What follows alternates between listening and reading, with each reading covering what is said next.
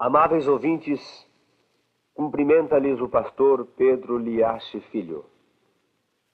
O lançamento deste disco é, sem dúvida, uma grande realização disco-fonográfica jamais obtida em todo o Brasil.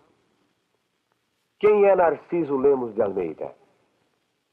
Por que se tornou cangaceiro? Como se tornou cangaceiro? Quais as suas aventuras no cangaço? É possível um cangaceiro regenerar-se e tornar-se um homem de bem? Como foi que Narciso Lemos de Almeida deixou de ser cangaceiro para viver uma nova vida? Quais as suas experiências depois que se tornou um cristão? Dileto ouvinte, você gostaria imensamente obter resposta a essas perguntas, não é? Pois é exatamente isso que lhe proporcionamos neste long play.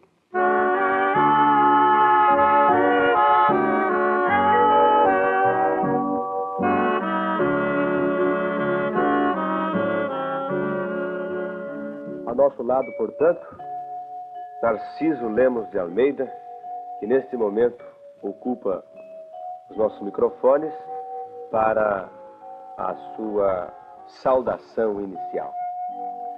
Prezados amigos e ouvintes, aqui estamos e queremos agora dar nossas saudações, o nosso bom dia a todo o povo desta cidade. A nossa primeira pergunta, Sr. Narciso Lemos de Almeida. Por que se tornou cangaceiro? Por falta de justiça das autoridades. Sendo eu ainda menino, e uma certa ocasião me obrigaram a pegar um dormente que eu não podia com ele, e esta mesma pessoa que me obrigou me deu uma surra. Jurei vingança. E passado alguns tempos, era eu quem levava a comida para ele na mata, e quando ele puxava um pedaço de pau para seu travesseiro, jogando o seu machado do lado, eu dei-lhe uma machadada no pescoço, cortei-lhe a cabeça.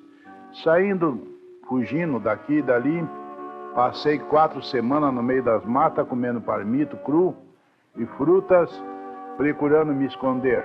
Depois de alguns tempos, de 4 semanas, então saí no laço da estrada de ferro e pedi serviço para trabalhar. Perguntaram o que eu podia fazer. Eu disse baldear água para a turma. E aí então me deram um serviço para trabalhar baldeando água para a turma. Depois de um mês, mais ou menos, me puseram como ajudante de cozinheiro. E sendo então ajudante de cozinheiro, o cozinheiro fartou com respeito para comigo, me dirigiu certas palavras que não é lícito nem dizer, e eu, passando a mão no tição de fogo, dei-lhe uma atiçoada de fogo pelo pé do vidro, matei ele também. Fugindo daqui e dali, até que fui preso. Fui para a escola de aprendiz de marinha. Lá na escola de aprendiz de marinha fiquei desde a idade de 12 anos, até a idade de 18 anos. E ali naquele tempo a gente apanhava de gibata e a música ainda tocava para que ninguém escutasse o grito daqueles que estavam apanhando. Agora, é interessante nós notarmos que para uma pessoa entrar no bando de Antônio Silvino não era muito fácil. O senhor poderia dizer como entrou no bando de Antônio Silvino? Pois não. Eu, quando entrei no bando, eu procurando aonde poderia encontrá-lo, encontrando então, pedi para entrar no bando. E ele deu uma risada e respondeu que eu era moleque. E lá no norte, chamar um garoto de moleque é uma ofensa e provocar para brigar. Eu pulei para trás, arranquei do revólver e disse, vou lhe mostrar quem é moleque. E atirei. Porém, na hora que eu fui atirar, me seguraram no braço e o revólver subiu e a bala passou na cabeça de Antônio Silvino, cuja eu tenho a fotografia de Antônio Silvino comigo, com a estrada feita na cabeça, o sinal onde a bala passou, que até hoje nunca, quer dizer que nunca nasceu o cabelo. E aí então já estava também preso, quando iam me matar, ele gritou, não mata este homem, é deste que nós queremos, é deste homem que eu preciso. Eu respondi naquela linguagem nossa do norte, Cabo da Peste, está pensando em me enganar? Hoje um de nós dois vai para o inferno. E ele disse, não, eu quero você para meu companheiro. Depois de 3 meses, eu não era um simples jagunço, mas era o chefe do bando, cujo meu apelido era Tenente Baianinho. E todos que ali estavam eram homens de idade, mais ou menos seus 40, 50 anos. E eu era um garoto de 18 anos, fiquei como chefe do bando. Sobre esse incidente, parece-me que o senhor tem uma fotografia, não é isso? Perfeitamente.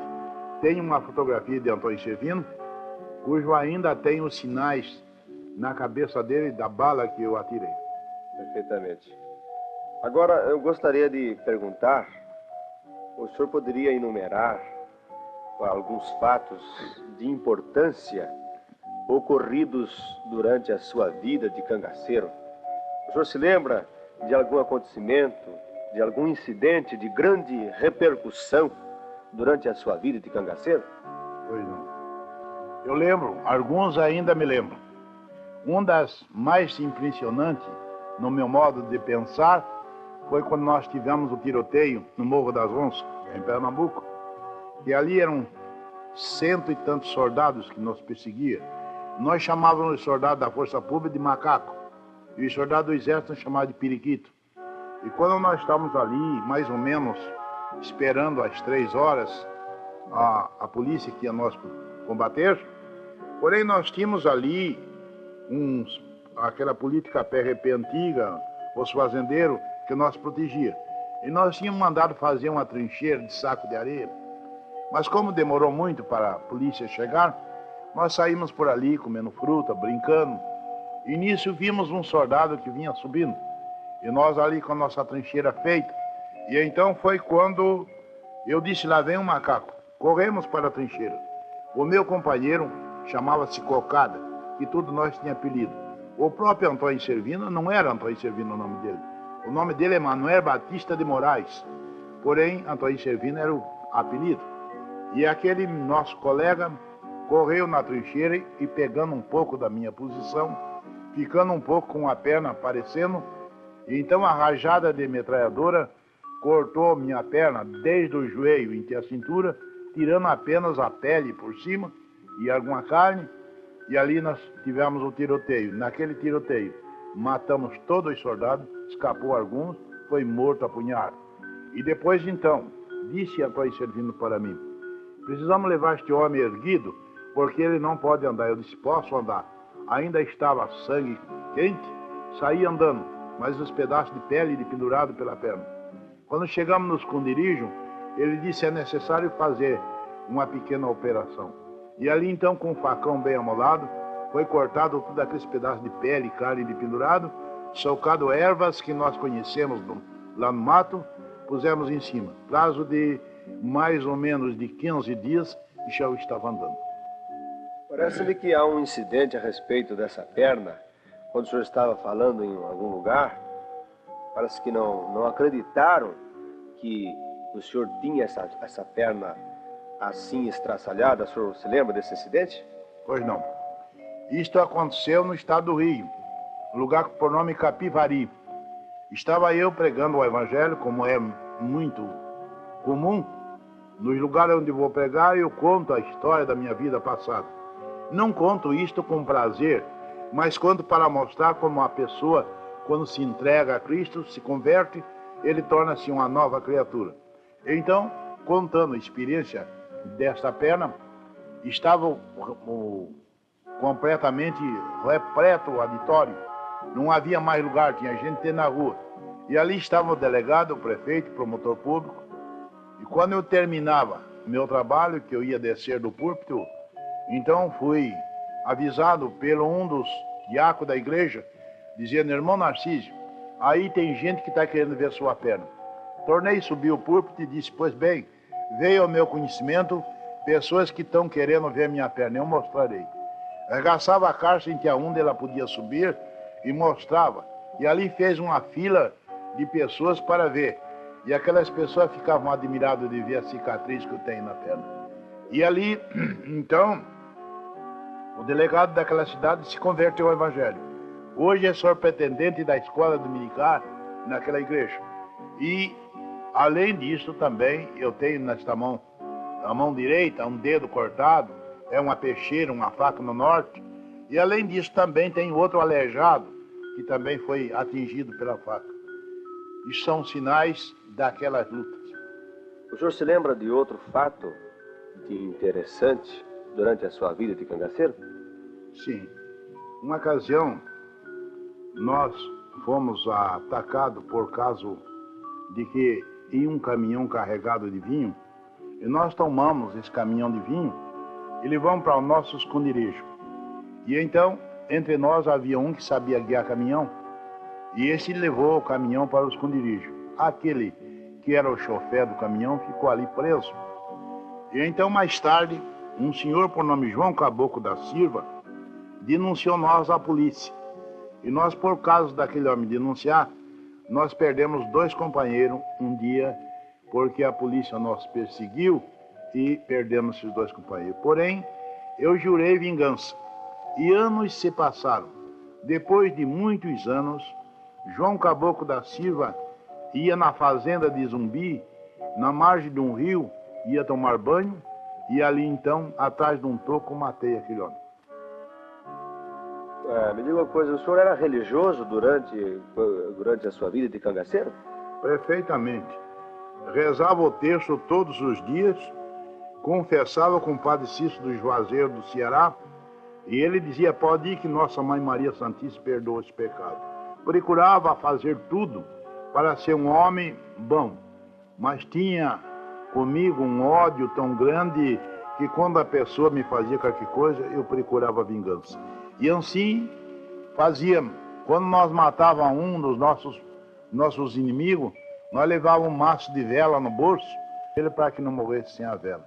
E os senhores são testemunha disto, que hoje mesmo ainda, quando morre uma pessoa, não evangelho, em volta do caixão, está cheio de vela, diz que para alumiar o caminho. Mas não adianta nada, o caminho será iluminado por Cristo. A não ser por Cristo, o homem não chega ao conhecimento da verdade. E além disso, nós rezava terço para a arma daqueles que matávamos, e tudo isso nós fazíamos.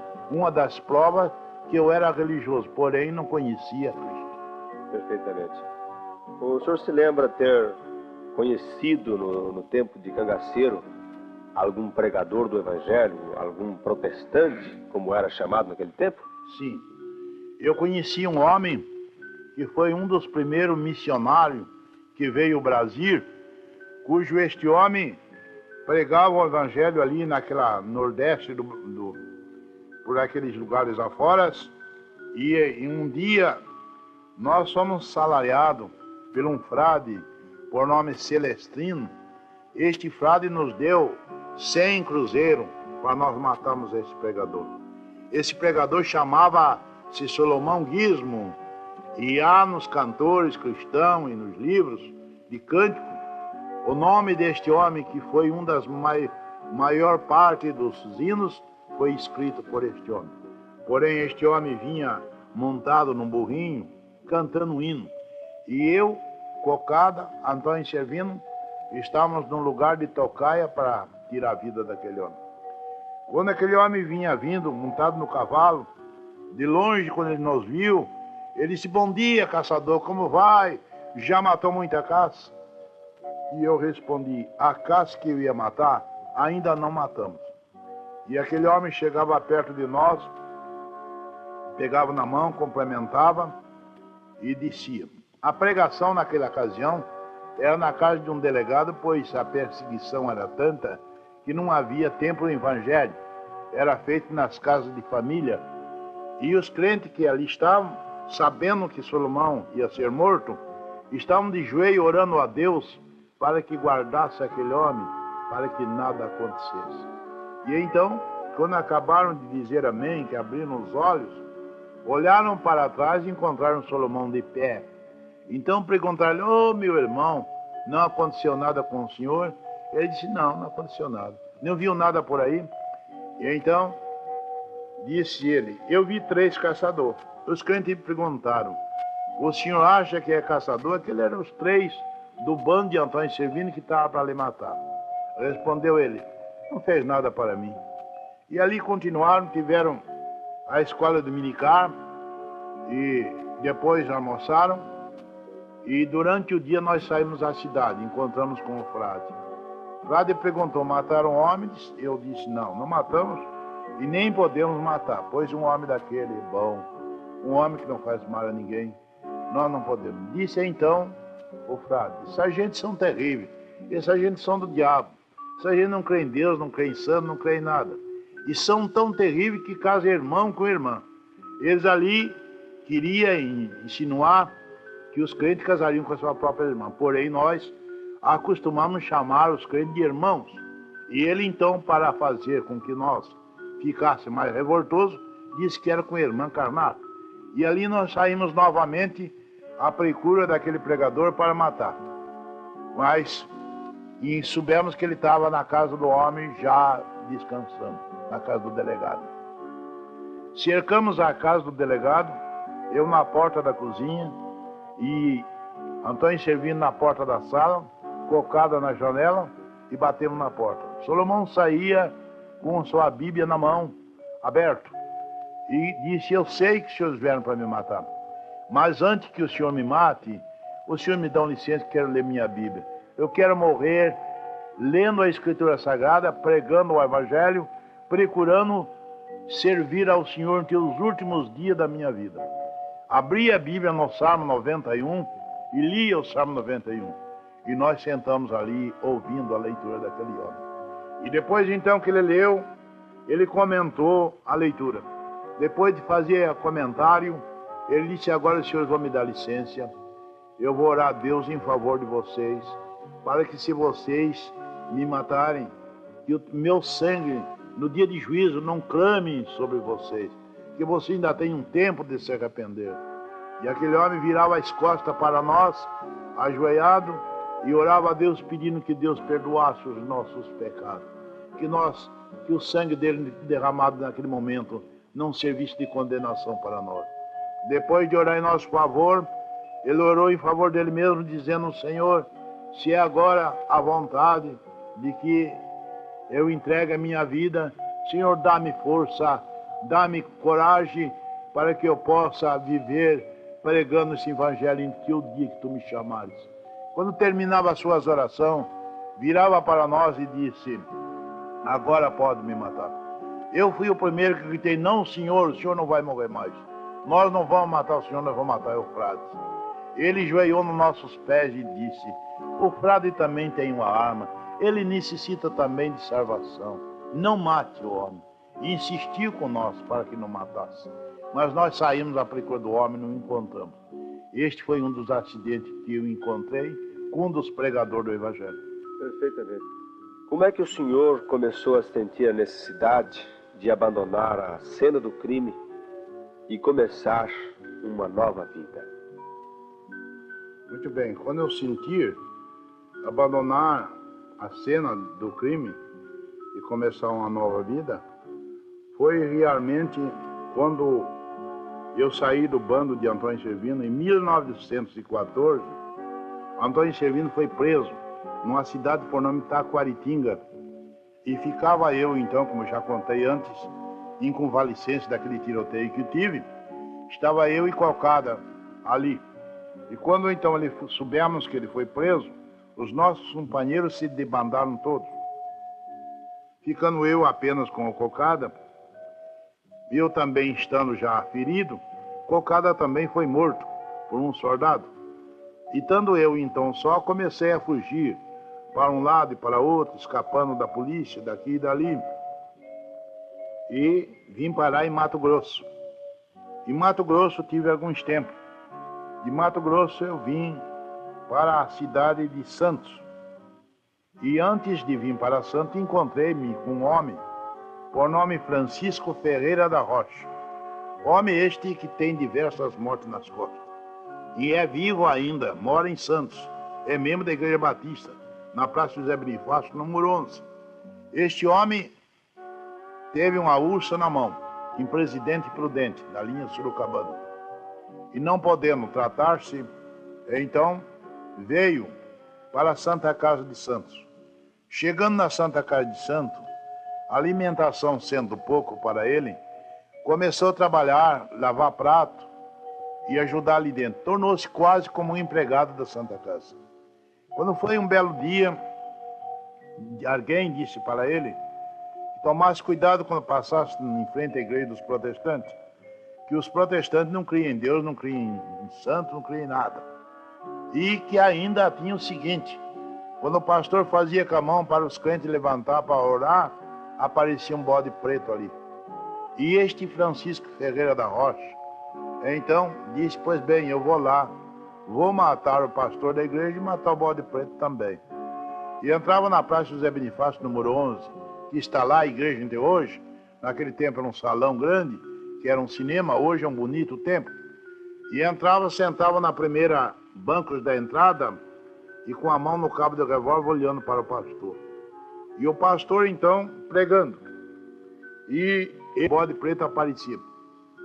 E não, quando o pastor fez com a mão para os crentes levantar, olhando ele não viu nada, bode preto nenhum.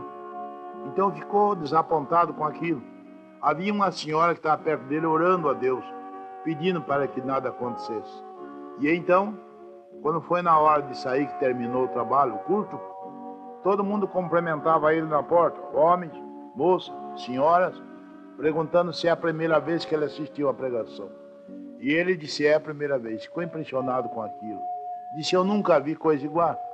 Eu entrei aqui, ninguém me conhece. Todo mundo pergunta se é a primeira vez que eu assisto à pregação. E indo para a Santa Casa, disse a essa pessoa que tinha falado que na igreja dos crentes tinha bode preto, e então disse: não é verdade. Lá são uma gente muito boa. Eu vim de lá impressionado, pessoal muito bom. Então arranjaram para dar ata daquele homem, aquele homem foi expulso da Santa Casa. Sendo expulso da Santa Casa, sem nem um tostão no bolso, passando já necessidade, fome, ainda com a ursa na mão, então procurava ver se achava um jeito de arrombar alguma casa ou agredir alguma pessoa para tirar dinheiro.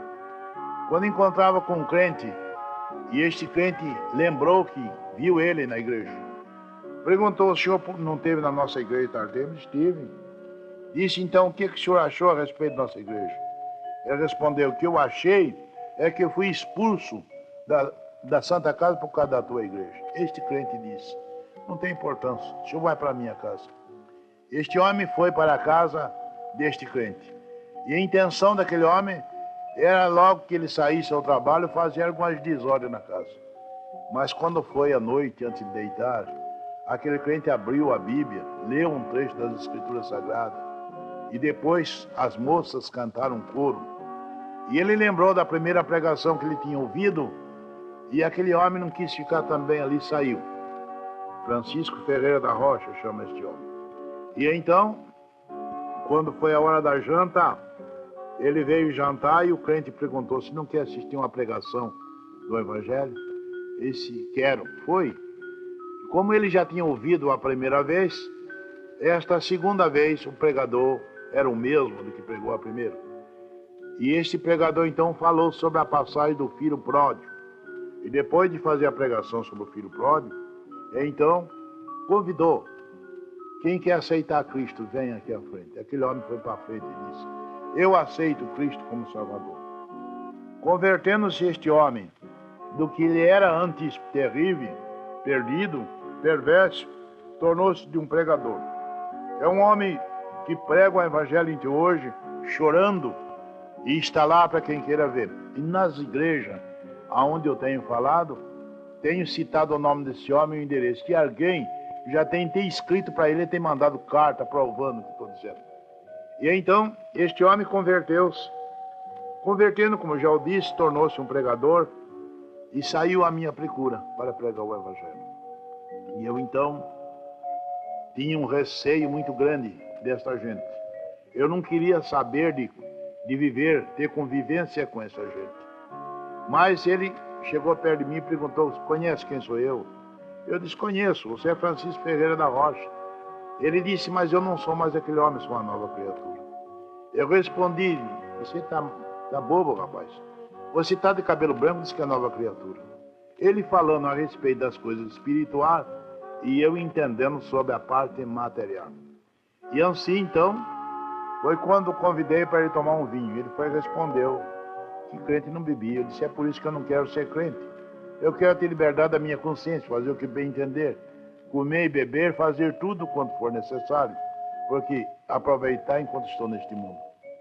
E ele disse, eu também podia fazer, mas não faço, que Deus criou a sua imagem e a sua semelhança, não para ser um barril de vinho. Eu disse, vou lhe mostrar quem é barril de vinho. Colocava uma Mauser no bolso, de 12 tiros, um Schmidt com 6 tiros e uma peixeira. Queria levar ele para a praia, para lá tirar a sua vida. Não sabia como poderia levar.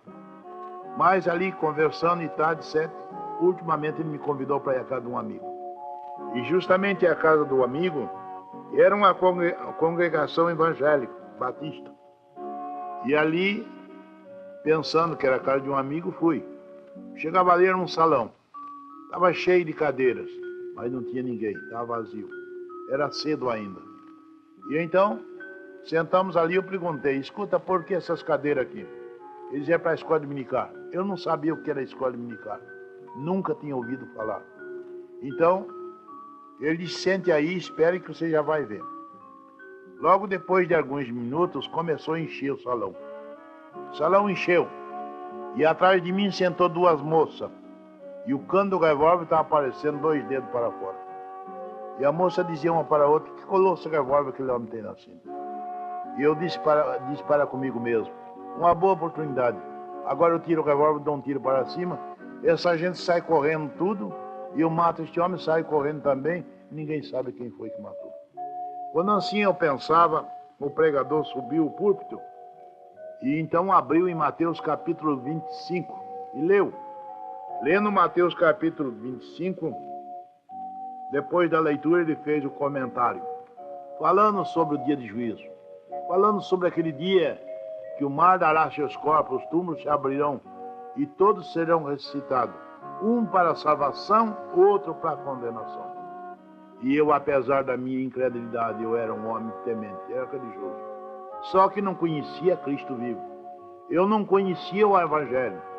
Logo então senti ali uma coisa impressionante e comecei a pedir ali, Senhor Jesus, tem misericórdia de mim, me ajude que eu possa compreender.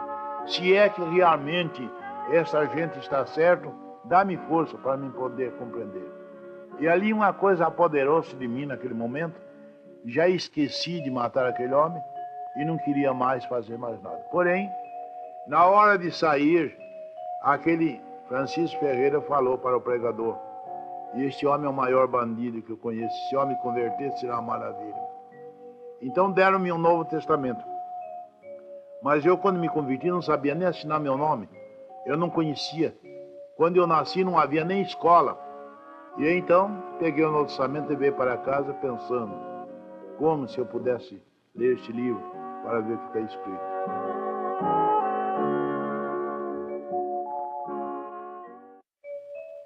Ainda depois disso, que eu levava o Novo Testamento para comigo, eu tinha naquela cidade uma amante rica, milionária, e que eu vivia ali debaixo dos cuidados daquela mulher. Porém, o seu próprio marido sabia de alguma coisa, não sei se porque tinha medo, nunca fez nada para mim. E ali então, eu chegava naquele dia pensativo, depois que tinha ouvido a pregação, que tinha recebido o Novo Testamento também, chegava ali impressionado. Puseram-me uma garrafa com vinho, eu disse, não quero tomar. Ela perguntou, por que o senhor não quer tomar o vinho? Eu respondi, eu assisti uma pregação do Evangelho que estou completamente impressionado. Acho que realmente eu estou errado. Eu preciso regenerar-me. Eu preciso buscar a verdade. E ela foi responder, você é bobo. Aquilo é a religião dos americanos. Os americanos querem comer o teu dinheiro. E eu disse, não é de americano. Porque se fosse, eu não sentia no meu coração uma coisa tão diferente. E um americano não poderia me fazer transformar a minha vida, fazer eu sentir uma coisa muito diferente do que eu sentia antes. E ali seu esposo também, que nunca falava, que tinha medo de mim, começou a me maltratar. Porém, eu não era ainda convertido, só tinha ouvido o evangelho uma vez. E aquele homem me maltratando, não podendo resistir, eu passei a mão numa garrafa de cerveja dele, uma garrafada no pé do vidro do homem. Matei aquele homem. Fugia para o sítio, casa do meu protetor. E lá no sítio, então, quando fui dormir, não podia reconciliar o sono. Quando estava querendo pegar o sono, então eu ouvi a voz do pregador pregando sobre a passagem de Mateus capítulo 25. O gesto que ele fazia com a mão. Acordava assustado e dizia: meu Deus, tem misericórdia de mim, ajuda-me para que eu possa entender o que tu queres que eu faça. E ali ficava alguns minutos. Quando vinha o sono novamente, que eu ia reconciliar o sono novamente, eu ouvi o hino que eu escutei a primeira vez. Era justamente o hino 306. Isso. E esse hino então cantava aquele hino: os caminhos ímpios do mundo deixei, jamais nele vou seguir, sigo meu Jesus levando a minha cruz. E ali eu dizia: meu Deus, o que eu tenho que fazer? E ali tornava a querer reconciliar o sono, tornava a ouvir o hino cantado, e assim foi que eu não pude resistir. E não podendo resistir, então saí e disse: eu vou me entregar às autoridades, vou cumprir minha pena, e então depois, se Deus me permitir que eu ainda possa viver, eu vou pregar este evangelho. Quando chegava à casa dessa minha amante, ela disse: agora você pode ficar à vontade. E eu disse que quem matou meu marido é um homem de cor, um homem pequenininho, e nunca a polícia descobrirá quem foi. E eu respondi a ela: eu não quero mais esta vida. Eu quero procurar encontrar a Cristo, porque eu não tenho mais sossego na minha vida enquanto não encontrar a verdade. E ali ela insistiu comigo dizendo: você não tem ofício, você não tem leitura, você nunca trabalhou e você vai morrer a miséria. E eu disse: eu prefiro morrer a miséria do que viver na vida que eu estou vivendo. E ela disse: pois bem, nesses casos vou ter que denunciar a polícia. Eu disse: pode denunciar. Ela me denunciou a polícia, mas a polícia caducou, porque antes tinha dito o contrário. E eu me entreguei às autoridades, confessei o que eu era, e as autoridades então me condenaram a 10 anos de cadeia. E nesses 10 anos de cadeia, eu ali então sentia tanto desejo de conhecer e aprender alguma coisa do Evangelho. Quando os crentes iam me visitar dentro da cadeia, eu decorei os 500 hinos do cantor cristão. E ali, procurando soletrar o Novo Testamento. E ali fiquei 9 anos preso. No fim de 9 anos, pelo meu procedimento, me deram a minha liberdade. Quando eu procurava a igreja, que eu ia entrar na igreja no domingo, à noite, à União da Mocidade. Quando eu chegava na União da Mocidade, desejoso para aprender alguma coisa, sentava, daqui um pouco eu via uma moça, um moço, cochichar no ouvido um do outro, e saíam dali e iam embora, eu ficava sozinho ali. Eu saía e dizia: meu Deus, será que nem aqui não querem me receber? Ia lá onde estava a mocidade. Daqui um pouco a mocidade estava lá no outro canto e eu sozinho. E assim fui aguentando quase 3 anos. O próprio pastor T.C. Bag, foi que me batizou, levou 3 anos para me aceitar como membro daquela igreja e ser batizado. Quando eu fui batizado, já tinha uns 4 ou 5 colocados por mim nessa igreja. E assim foi a minha conversão. Eu creio que desde que o senhor se converteu e deixou a vida de cangaceiro, tem experiências extraordinárias. O senhor pode enumerar algumas delas? Eu lembro de muitas que aconteceram depois de que me converti. Uma delas interessante foi quando eu fui convidado para ir à Conceição de Macambu fazer um trabalho numa igreja. Chegando em Conceição de Macambu para fazer o trabalho, então foi contratado por alguém, um homem, para me tirar a vida, cujo este homem procurava fazer o possível de aproximar-se mais de mim. O pastor da igreja, sabendo que ia acontecer, então disse-me a mim: acho bom o senhor não fazer o trabalho que o senhor está arriscado de perder sua vida. Eu disse a ele: se Deus me guardar, nada me acontecerá. Insistindo então com ele, fizemos o trabalho. Moradores daquele lugar que vinham à igreja eram distância longe, uns de 10 quilômetros, 8 quilômetros, 9 quilômetros. E vinha aquela gente então de longe para assistir o trabalho. Tiravam o sapato do pé e quando chegava em frente à igreja, então lavavam os pés e calçavam o sapato. E a igreja lotou, ficou cheia. E em frente ao templo havia um quarto que chama o quarto dos profetas, onde dormia os visitantes. E este homem que ia me matar, a certas horas, não tendo ninguém perto vendo, ele foi lá, cerrou o trinco da veneziana e deixou encostado como quem diz que estava fechado. Nem intenções de noite, quando estivesse dormindo, ele entrar dentro e me matar. Porém, eu nada disso sabia. Soube mais tarde porque aconteceu o acidente. Estava eu fazendo um trabalho na igreja lotada, aonde também estava a pessoa que queria tirar minha vida. E ali, fazendo o trabalho, quando terminava, cantamos um hino que diz: chuva de bênção teremos. E quando nós cantamos aquele hino, o tempo estava bom, o céu bonito, estrelado. De repente formou um temporal de chuva tão grande que os galhos das árvores cercavam a chegar no chão.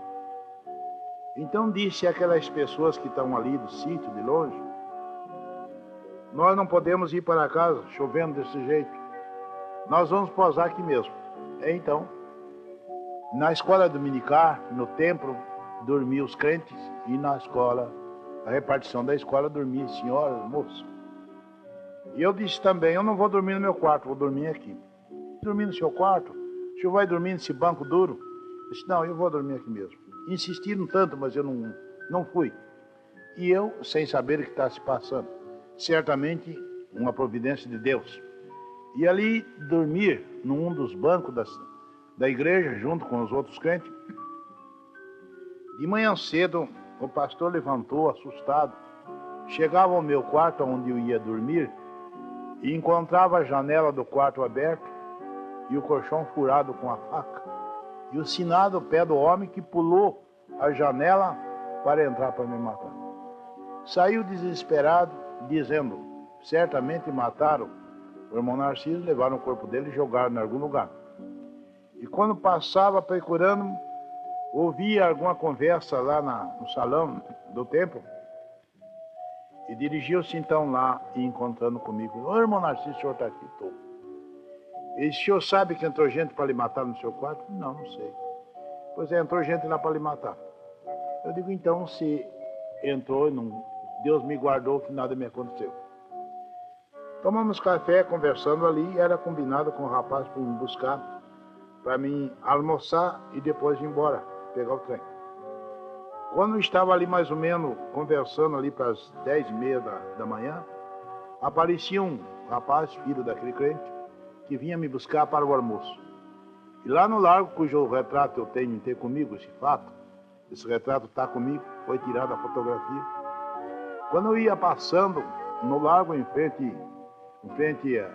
ali o convento, um grupo de pessoas me cercou e eu, distraído sem pensar que ia me fazer aquilo, um homem me deu um tombo, caí no chão. Quando eu caí no chão, um senhor de cor com um punhal em cima de mim para me matar. Eu, deitado mesmo no chão, me tirei o pé na boca do estômago do homem e joguei ele de costas. Quando assim aconteceu, um homem que estava de branco arranca do revólver e diz: quem põe a mão neste homem morre. Era o delegado daquela cidade, que era da igreja presbiteriana. Então, o outro irmão do delegado estava ali, imediatamente com a máquina tirou a fotografia.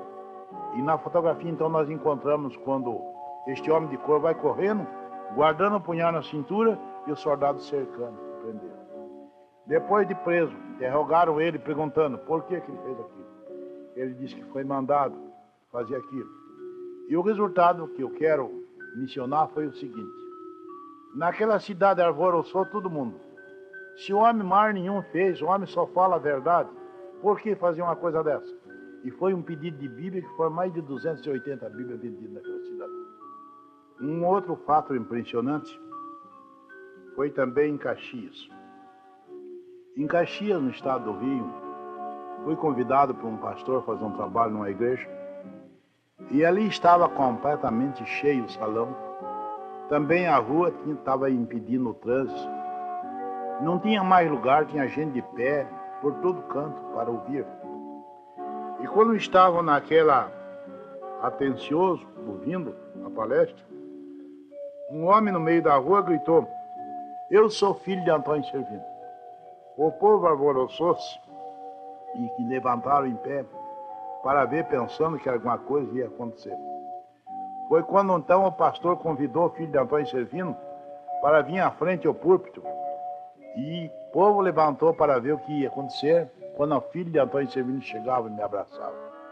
Mas, infelizmente, eu ainda não me converti. Eu conheci o Senhor, disse ele para mim, quando eu tinha meus 15 anos, quando ele tinha seus 15 anos. Eu conheci o Senhor como chefe, junto com meu pai, e era o companheiro número 1 do meu pai.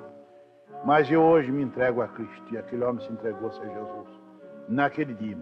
Ô, irmão Narciso, antes de não prosseguir, eu gostaria de perguntar o seguinte. Antônio Servino é um dos cangaceiros do Nordeste, mas houve outros, inclusive Lampião. E o povo faz confusão a respeito de Lampião e de Antônio Servino. O senhor podia fazer um esclarecimento a esse respeito? Perfeitamente. Ao seguinte, houve, depois de Antônio Servino, o Lampião. E às vezes as pessoas fazem confusão de Antônio Servino com Lampião. Porém, Antônio Servino foi o primeiro bando que existiu no Norte. Antônio Servino terminou o bando em 1914. Foi preso numa cidade por nome Taquaritinga por um tenente por nome Tenente Teófilo Torres. Foi quem o prendeu. Porém, Lampião foi muito depois. Lampião começou em 28, se não me engano, terminou em 30 ou 31. E às vezes a pessoa há uma confusão entre esses dois. Porém, há uma diferença um do outro. Mesmo no cangaço, Antônio Servino era um homem que protegia os pobres. Era um homem respeitador de família. Quando o Lampião era o contrário, fazia as desordens. Parece-me que há um fato também de grande interesse, de grande importância com respeito à morte de João Caboclo da Silva, que o senhor mencionou logo no início da nossa entrevista.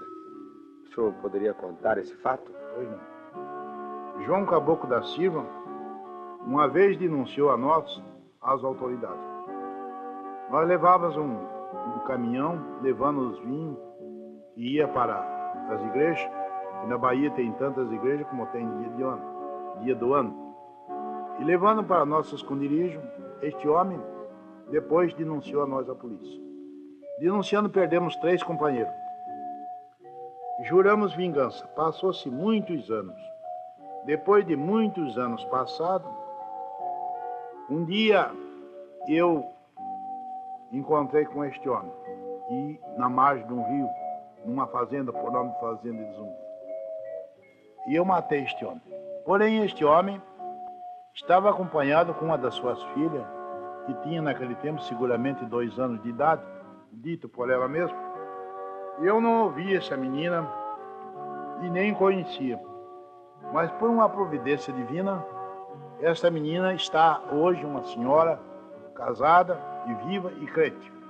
Essa moça, essa menina, ficava na margem de um rio, e mais tarde alguém pegou essa menina e criou, crescera, tornou-se enfermeira do Colégio Batista, e numa convenção batista no Rio de Janeiro, num lugar por nome Tijuca, Icaraí, ali eu ia para passear e mostrar a cidade para minha filha. Porém, havia uma exposição de livro muito grande e não tinha quem tomasse conta. E a diretor da casa publicadora pediu para que eu tomasse conta. Eu não quis.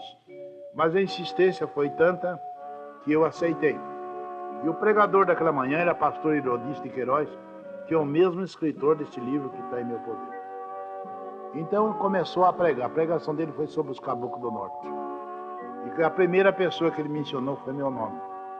E os nortistas desciam com lápis, caneta na mão, para tomar apontamento de alguma coisa que eu pudesse contar. E era justamente uma convenção nacional. Tinha gente da Bahia, de Pernambuco, de Alagoas, de Aracaju, de João Pessoa, Ceará, de todo lado tinha gente naquela ocasião. E todos queriam ouvir alguma coisa. Então disse, no momento eu não posso atender, pois estou atendendo aqui, vendendo esse livro, não tem quem me ajude. Mas logo que eu tiver uma oportunidade, eu poderei vos contar alguma coisa. E nisso vem essa menina, essa moça, senhora, que depois crescera, que eu não a conhecia, porém era filha da minha vítima. E ela chega e pergunta, o senhor tem um livrinho por nome Livro do Coração? É um livro adotado pela Igreja Católica em 1500 anos, onde tem imprimato do bispo. E aí, então, eu disse, tenho. Ela disse, converteu-se 3 famílias por meio desse livro. E lá no norte converteu 3 famílias. Perguntei a ela, a senhora é nortista? Ela disse, sou pernambucana. Eu digo, eu também sou pernambucano. Perguntei aonde que a senhora nasceu. Ele na fazenda de Zumbi. Quando ela falou fazenda de Zumbi, já fiquei impressionado, que ali houve algum tiroteio. Perguntei, como chama seu pai? Em vez dessa senhora dizer o nome do seu pai, começou a chorar. Sentado ao pé de mim, chorando, e a multidão em volta, a porta estava aberta e o povo invadia, quase 2.000 pessoas já estavam ali. O salão ficou vazio, todo mundo desceu para ouvir e ver o que estava acontecendo.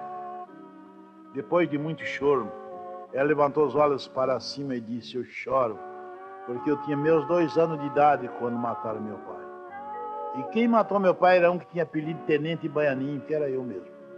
Eu também, não podendo resistir, comecei a chorar também. Aí a multidão dizia, ainda agora chorava só a mulher, agora chora o homem também. O que será que aconteceu? E aquele comentário por ali, o povo enumerando.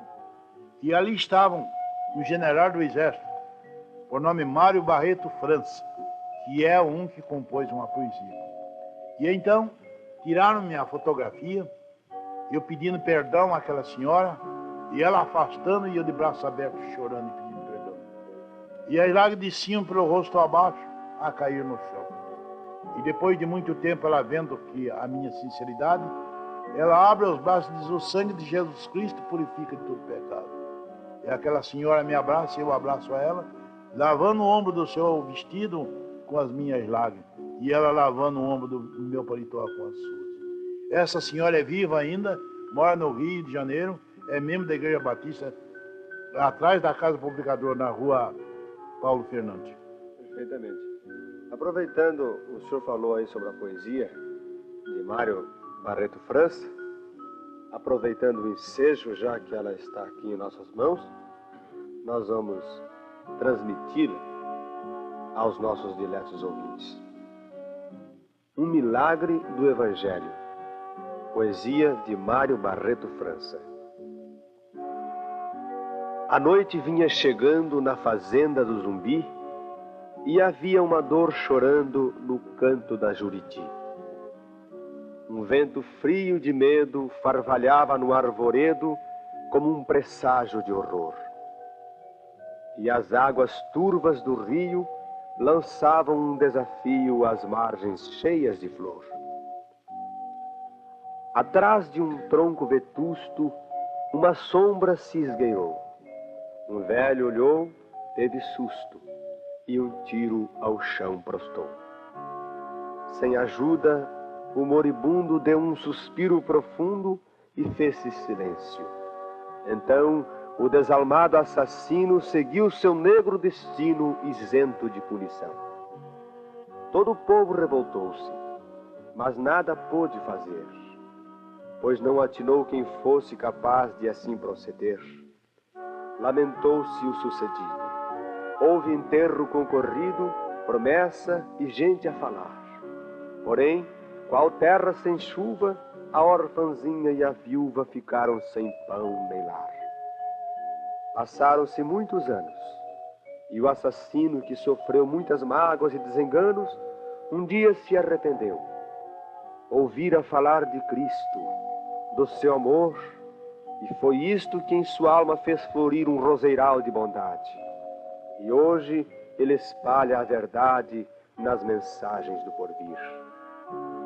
E a orfanzinha que tanto sofreu da sorte e o desdém, um dia vê que o seu pranto foi estancado também, pois na sua alma cansada raiara a doce alvorada entre um festejo de luz.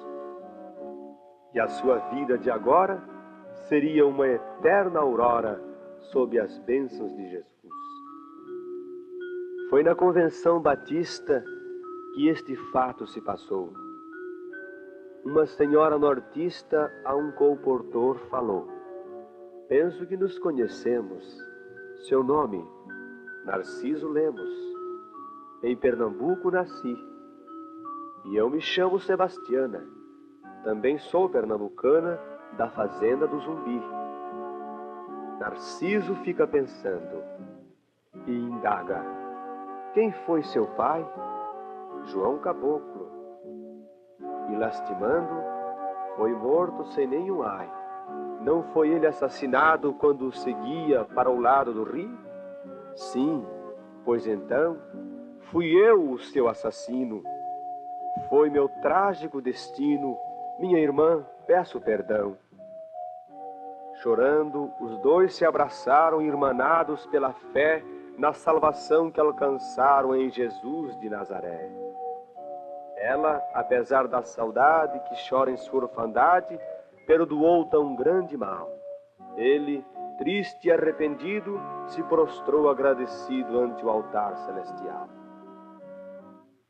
Os milagres do Evangelho hão de sempre aparecer, restaurando o moço ou velho no caminho do dever. Os corações sofredores e as almas dos pecadores hão de achar sempre essa cruz, mansão de fé salvadora que se alteia acolhedora no Calvário de Jesus. Essa poesia foi escrita por Mário Barreto França em Icaraí, em agosto de 1948. Irmão Narciso, eu acho que se nós fôssemos relatar todos os fatos relacionados com sua vida, nós teríamos material para gravar meia dúzia de long plays. É verdade que neste disco nós não podemos trazer todos os fatos. Agora acho que seria interessante que o senhor dissesse aos nossos diletos ouvintes qual é a igreja que o senhor frequenta, onde o senhor mora, outros fatos que o senhor acha interessante deixar declarado aos nossos diletos ouvintes. Muito bem. A igreja que eu estou fazendo parte dela é a Igreja Batista de Campinas, na Rua Santa Cruz, 511. A minha residência é na cidade de Campinas, na Rua Arnaldo de Carvalho, 894. Quantos anos mais ou menos faz que o senhor deixou aquela vida imunda, aquela vida de pecado e se converteu? Eu, quando me converti ao Evangelho, foi em 1917. Eu conheci o Evangelho, fui para a cadeia. Lá fiquei 9 anos preso. No fim de 9 anos, então que eu fui aceito pela igreja, depois de 3 anos ainda. Mas que faz muitos anos que eu sou crente. Eu me converti mais ou menos, quando fui aceito, com 33 anos. Não é como muita gente por aí diz. Ele está agora pregando o evangelho que está velho, não pode mais. Eu me converti na flor da minha mocidade. Deixei de tudo quanto era mundanismo. Nunca trabalhei na minha vida foi no baralho. Eu conheci 73 qualidades de jogo. No 21, na douradinha, no 7,5, no zap, no truque. Tudo quanto era jogo, sabia jogar e também sabia roubar. Porém, depois que me converti, fui trabalhar de servente de pedreiro. Perfeitamente. Eu creio que essa é uma boa explicação, porque geralmente costumam dizer exatamente isso. Que as pessoas se convertem depois que já estavam quebradas, depois que já gozou a vida, etc. Mas nós queremos lembrar aos nossos diretos ouvintes que a vida só é gozada depois que é entregue nas mãos do Senhor Jesus Cristo. Porque a verdadeira felicidade está em a pessoa viver uma vida nova, modificada, transformada pelo poder do Evangelho de nosso Senhor e Salvador Jesus Cristo. Irmão Narciso, o nosso muito obrigado pela sua presença em nossos estúdios e esperamos que este disco corra este Brasil afora e até o estrangeiro, se for possível, para levar o testemunho, o seu vibrante testemunho de como o Evangelho tem poder, o seu testemunho de que Jesus o transformou e o tornou uma nova criatura para viver uma vida feliz. Muito obrigado. Eu que agradeço. E o meu intuito, o meu desejo, é que realmente as pessoas não encarem para o lado material, mas sim para o lado espiritual, e que possam compreender que Cristo tem poder de salvar o pecador.